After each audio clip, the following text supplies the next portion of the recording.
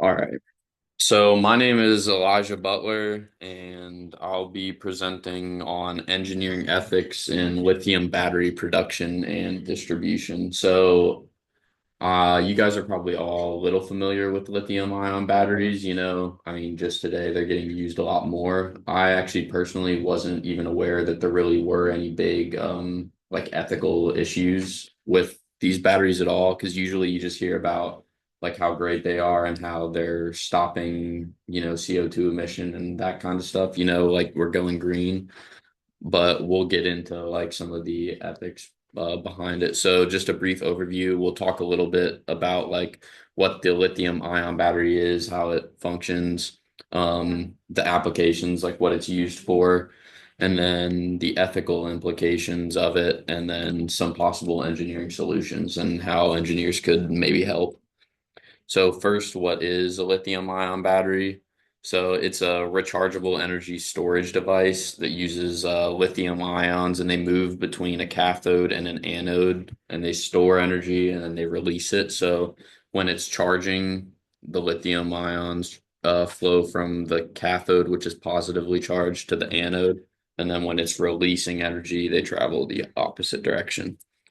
So the reason that they're good for us, like as engineers and just like for the world, they have a long life cycle and they have a high energy density. So, we can use them for a lot of stuff and they last a long time, like up to 15 years, some of them.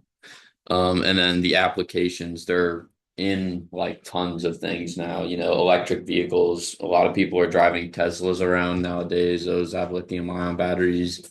You can put a lithium ion battery on your wall, like in your home, power your home that way. Electronics like phones and computers can have lithium ion batteries, electric bikes, electric scooters, any, electric transportation. Um, so the good, we already know a lot about the good of lithium ion batteries. They help support renewable energy. You can collect and store energy from solar and wind. Um, they help reduce greenhouse gas emissions. It's a lot better to drive a Tesla down the road for the environment than it is to drive a gas powered car, like a diesel car or anything like that. So here the battery powered EVs helped avoid over 80 megatons of CO2 emissions in 2022 alone. So I mean, that's a lot of waste that's getting curbed this way. And, we're heading that direction. There was the Paris Climate Accord, well, I don't know if we're really in that anymore, but it does exist. Positive change is trying to be made. This is definitely a good step in that direction. We already talked about it's got a multitude of uses, electronic vehicles and electronics. And the other positive is that it's cost effective. It can be a little expensive up front, to get it installed in your home, but that's the same with like solar. It's a little expensive up front, but in the long run, you have it for so long. It's so efficient. Um, doesn't require a lot of maintenance or anything like that. So it has a lot of positives in that regard. And right here, this graph just shows the battery market, like the lithium ion battery market. It's obviously just steadily increasing.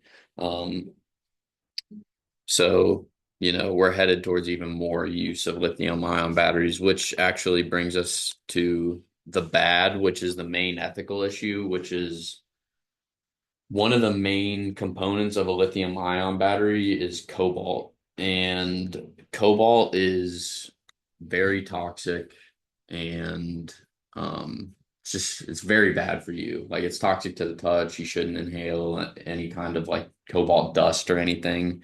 And so the mining process for cobalt is extremely unethical. It happens in companies like I'm not companies, sorry, countries like the Democratic Republic of Congo. They do 70% of the world's cobalt mining and they sit on like a little over 50% of the world's cobalt. So as you can imagine, like as a relatively poor country, they're destroying their land and they're trying to get all this cobalt out because, it's profitable for them as a country, but it's horribly unethical. There's been tons of documented cases of children in the mines, like mothers going with children strapped to their back. Like it's sad, morally and ethically. I don't think anybody would really object to the fact that it's wrong.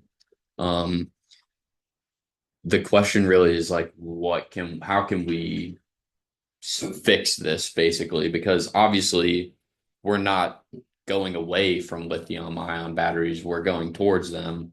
So the demand's only going to increase. So, miners, including children, work in dangerous conditions without appropriate safety measures. And the Democratic Republic of Congo is not the only country that, like, in Nigeria and like Cuba and Australia, they all do this kind of thing. And it's sad, but we need to look at ways we can get around maybe using cobalt or just precious metals like that in general. And also besides just that, the US and Argentina have already had land disputes and legal issues with several indigenous communities. So, like Native Americans and stuff here, their land just being kind of like taken from them to mine cobalt. Um, and then electric vehicles, they do reduce carbon dioxide emissions, but the act of mining it's harmful to the environment. Cobalt's just toxic. It's toxic to the environment, it's toxic to humans. So that brings us to the main conflict, which for some reason I can't get to now. This is not. Here we go. So the main conflict, a dilemma obviously arises when we look at the ethical cost of lithium ion batteries. Like, what does it cost morally for us to get all this lithium and cobalt? We don't want to be sending like mothers and children like into cobalt mines. And we don't want to be wiping out we don't want to be cutting down trees in the Congo so that we can just destroy the land and make Teslas and, batteries and stuff. But we do need to figure out ways to store green energy and use it. So how can an engineer help? How can we help? Typically engineers aren't really put on top of ethical issues. We go fix stuff, we fix technical issues, but we can use our skills and our technical knowledge to solve lots of different problems.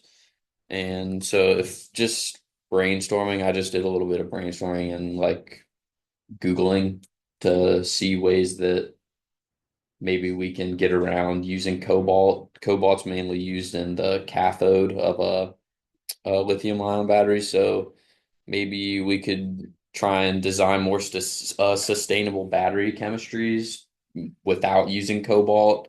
Um, Easier said than done for sure, but there's lots of different types of engineers.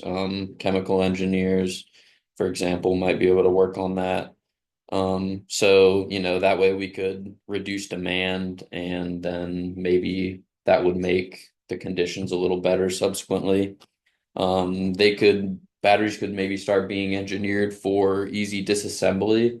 Maybe we could take them apart and try and recycle some of the metals or parts that don't need to just be thrown away.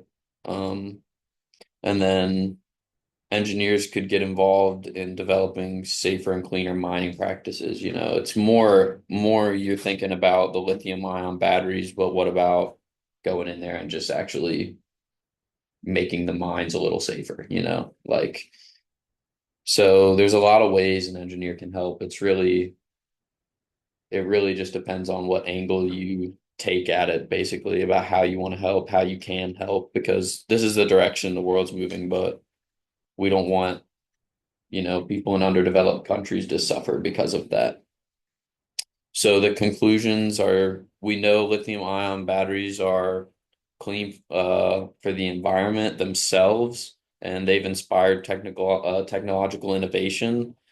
but the metals that comprise lithium ion batteries, specifically cobalt, are mined unethically and they're bad for humans, they're bad for the environment, the surrounding areas where they're being mined. And engineers can help bridge the gap between ethics and advancement by using technical skills to come up with solutions to problems like these. So we can do good with our degrees. And these are just some notable sources. There's a lot of interesting reading you can do online if you want to like read about the Republic of Congo, how they're doing mining and all that kind of stuff. It's a lot of it's really sad, honestly. But thank you guys for listening. And if there's any questions, I'll be happy to take those. Would like automating the mining process be safer, or would that just take away jobs? That's a good question. I think it would definitely be safer. I mean, if it's automated, you're not exposing humans Yeah. to cobalt, which is super toxic. Mhm. Um, but yeah, that's an interesting point. Like I didn't stay on this slide for very long, but I don't know if you guys can see, but those are all people. That's all people Oh, wow. in a Yeah. mine. So like it is it Yeah. it is a lot of jobs, obviously, but you got to wonder how like what those jobs are like, how beneficial they are. Maybe there could be better jobs. Mhm. Um, obviously, I don't know everything about the DRC, but yeah. So that's an interesting thought, though. That is, I never thought about automating the mining side of it. Yeah. Any other questions? All right, awesome. Thank you, guys.